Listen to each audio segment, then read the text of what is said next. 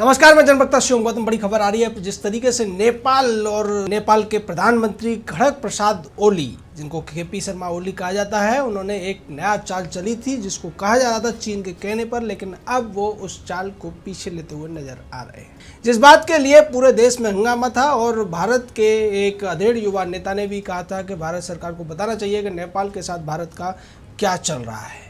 अब उसी पर एक बड़ा फैसला आ गया है। नेपाली संसद ने ये फैसला किया है कि जब तक पूरे देश में इसको लेकर आम सहमति नहीं बन जाती, तब तक ये नया नक्शा जिसको प्रिंट कराने की बात चल रही थी, अब इसको होल्ड पर रख दिया गया है। यानी कि ये यथास्थिति बनी रहेगी, जो कि भारत के लिए एक बड़ी कूटनीतिक जीत है। या फिर कह सकते हैं कि भारत और नेपाल के बीच जो दोस्ताना संबंध है, भाईचारे के संबंध है, उसमें जो खटास लाने की कोशिश नेपाली कम्युनिस्ट पार्टी की तरफ से की जा रही थी, नेपाली सत्ताधारी पार्टी की तरफ से की जा रही थी, अब उस पर एक अल्प विराम जरूर लग गया है। और इसमें सबसे बड़ी भूमिका जो निभाई है, जिनके बारे में हम कह सकते हैं जिनकी वजह से ये हुआ है, वो है शेर बहादुर देउबा, जो कि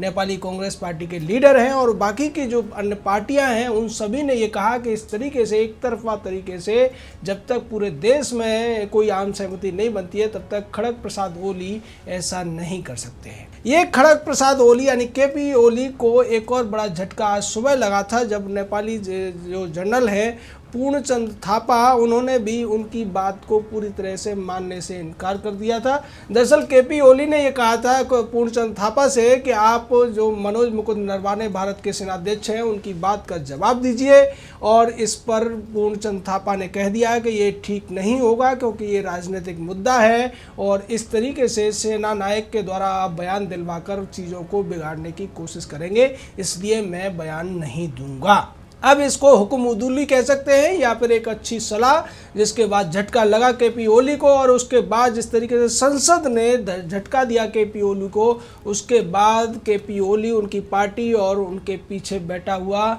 चाइना, वो इस बात के बाद सदमे में है। उन्हें लगता था कि नेपाल को सह देकर भारत को परेशान कर सकते हैं, और ऐसा इसी बात से खुश होकर भारत की कांग्रेस पार्टी के लीडर जो है अधेड़ युवा राहुल गांधी, वो खुश हो रहे थे। और कल उन्होंने जब लाइव वीडियो स्ट्रीमिंग की थी प्रेस कॉन्फ्रेंस के नाम पर, उसमें इस बात को उठाने की कोशिश की थी। भारत के कई अखबार और कई वेब पोर्टल भी इस बात को लेकर भारत की बजाय नेपाल का पक्ष लेते हुए नजर आ रहे थे। और वो ये कह रहे थे कि भारत ने जिस तरीके से धारचूला से लेकर लिपू लेक तक सड़क बनाई है, वो प्रोवोकिंग है। उसके द्वारा सीधे तौर पर हिंदू भक्तों को, जो कि मानसरोवर यात्रा करते हैं, उनको फायदा उठाने की कीमत पर नेपाल को नाराज किया गया है। दरअसल नेपाल ने कालापानी, लिपू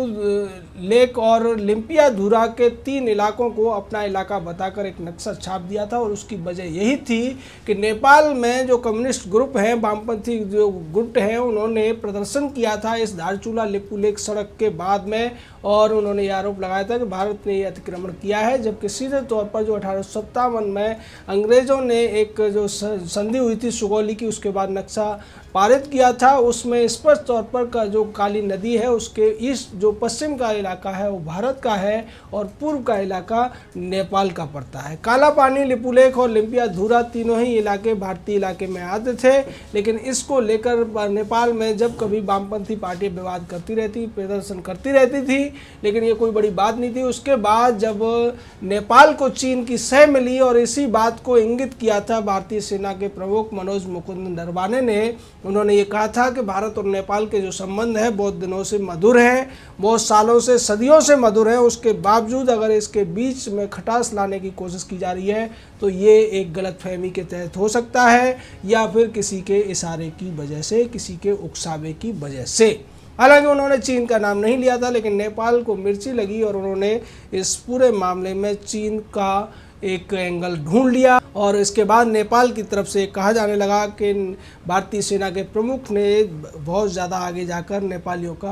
एक तरीके से अपमान किया है। गोरखा रेजिमेंट जिस तरीके से भारत में काम करती है, उसका अपमान किया है। गोरखाओं का अपमान, यानी कि इमोशनल कार्ड खेलने की कोशिश की गई नेपाल की तरफ से, और इसको हवा देने का काम हुआ भारत के भी बहुत से ऐसे पत्रकारों की तरफ से, जो कि मोदी सरकार के कामों से कभी आपको खुश नज़र नहीं आएंगे, चाहे उसकी वजह से भारत का नाम पूरी दुनिया दुनिया में रोशन हो जाए, भारतीय जो 130 करोड़ जिनकी संख्या है उनको बहुत ज़्यादा फायदा हो जाए, भारतीय सेना का मस्तक ऊंचा हो जाए या उसको ज़्यादा पावर मिले। उसके बावजूद इन लोगों को कोई बात हजम नहीं होती है और वो भी इस बात को लेकर अपने आप को बहुत बड़ा कूटनीतिक दिखाने के लिए तमाम तरीके के सुझाव देते हुए नजर आ रहे थे, जिनमें केजरीवाल के तमाम चेले थे जो बहुत से YouTube पर वीडियो बनाकर इस बात के लिए भारत को ही उल्टा दोष देने की कोशिश कर रहे थे और अपने आप को बहुत बड़ा निष्पक्ष न्यायवादी बताने की कोशिश कर रहे थे। लेकिन अब जिस तरीके से नेपाल पीछे हटा है और नेपाल की संसद ने दबाव डालकर सरकार को इस बात के लिए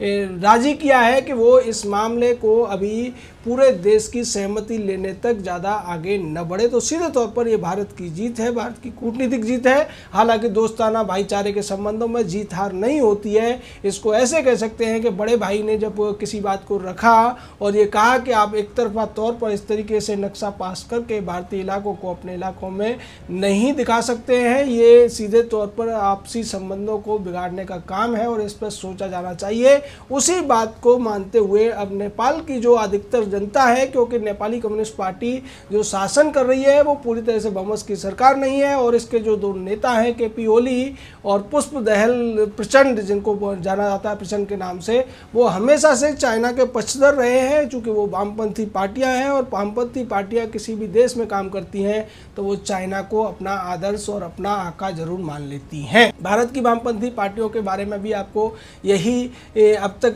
समझ में आया होगा, नहीं आया तो हम बता देते हैं कि भारत और चीन का जब 1962 में युद्ध हुआ था तो इन वामपंथी पार्टियों ने चीन का समर्थन किया था और चीन के पक्ष में इन्होंने तमाम लेख लिखवाए थे और लोगों को ये बताने की कोशिश की थी कि जो वामपंथी सरकार है चीन की वो भारत के भले के लिए भारत की ज़मीन को हड़पने का काम कर रही है। उससे पहले ये वामपंथी नेताजी सुभाष चंद्र बोस पर उंगलियां उठा चुके हैं, क्योंकि उस समय जिस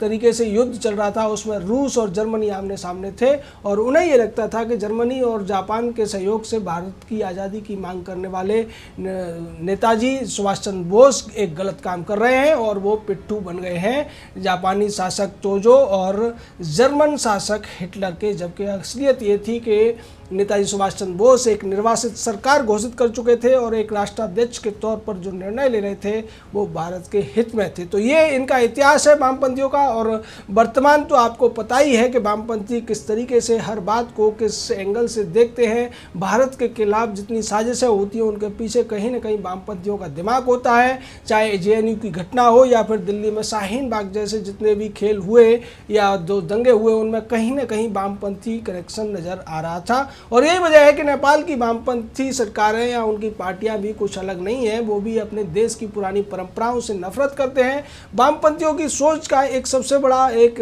एंगल ये होता है कि उन्हें अपनी जो पुरानी इतिहास होता है, विरासत होती है, संस्कृति होती है, उससे नफरत करना सिखाया जाता है और इसी वजह से वो ऐसा करते हैं। भारत में भी कई वामपंथी पत्रकारों ने इस पूरे मामले पर भारत सरकार को ये कहकर दोष देने की कोशिश की कि ये मानसरोवर यात्रा के लिए आपको सड़क बनाने की जरूरत क्या थी। लिपू लेक में सड़क बनाने की वजह से नेपाल ने अपने यहाँ नक्शा छापा और उसकी वजह से ये विवाद शुरू हुआ।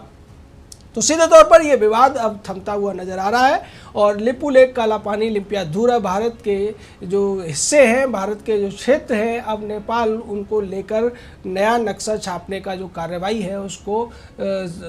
ठंडे बस्ते में डालने जा रहा है। क्योंकि वहाँ की संसद में जिस तरीके से नेपाली कांग्रेस और बाकी की जो पार्टियां हैं उन्होंने दबाव डालकर सरकार को इस बात के लिए मजबूर कर दिया है कि वो किसी भी स्थिति में इस तरीके से जो एक तरीके से कहा जाए कि गोरखा राष्ट्रवाद को बढ़ाकर जो हमारे नेपाली भाई बहन भारत में रहते हैं और उसकी मदद से नेपाल को जो फ़ायदा होता है उसको रोकने की या उसको ख़राब करने की कोशिश न करें। आप सरकार चलाइए, लेकिन इसका मतलब ये नहीं कि आप सदियों से चले आ रहे संबंधों को खराब कर देंगे। और जैसा कि नेपाली कम्युनिस्ट पार्टी के जो इनके रक्षा मंत्री हैं उन्होंने एक ऐसा बयान दे दिया था मनोज मुकुंद नरवाने यानी कि MM नरवाने के बाद में, जब पूर्णचंद थापा जो सेनानायक है नेपाल के, उन्होंने मना कर दिया। तो केपी ओली ने अपने रक्षा मंत्री से बयान दिलवाया और उसमें यह कहने की कोशिश की गई कि जरूरत पड़ी तो नेपाल की सेना युद्ध भी लड़ सकती है। यानी कि सीधे तौर पर यह पूरा का पूरा मामला जिसको भड़काने की कोशिश केपी ओली ने की और उनकी पार्टी ने की, वजह यह थी कि नेपाल में जिस तरीके से वामपंथी पार्टियां दबाव डालती हैं और जिस तरीके की अस्थिरता बनी हुई है, उसको लेकर उन्हें लगता है कि अगर वो सीमा विवाद को जनता के बीच में डाल देंगे तो शायद उनकी सरकार दोबारा से बन जाएगी, उनकी सत्ता बनी रहेगी। लेकिन हमने आपको पहले ही बताया था कि भारत का विरोध करके मलेशिया के महातिर मोहम्मद की जिस तरीके से सत्ता गई थी, ऐसा लगता है कि अब केपी ओली यानी खड़ग प्रसाद ओली की सत्ता भी जाने वाली है, क्योंकि उन्होंने भारत का नाहक ही विरोध किया, भारत के ऊपर आरोप लगाए और भारतीय जमीन को हड़पने की या फिर हड़पा हुआ दिखाने की कोशिश की, वो भी चीन के इशारे पर। महातिर मोहम्मद की सत्ता पाकिस्तान के समर्थन में गई थी और ऐसा लगता है कि केपी ओली की सत्ता अब चीन का समर्थन करने की वजह से जा सकती है, क्योंकि ज़्यादातर नेपाल के जो नागरिक हैं वो भारत और नेपाल के बीच जो संबंध है उनको बरकरार रखना चाहते हैं, उनको नई ऊंचाइयां देना चाहते हैं और भारत के सहयोग से ही अपना विकास भी करना चाहते हैं। जय हिंद, जय भारत।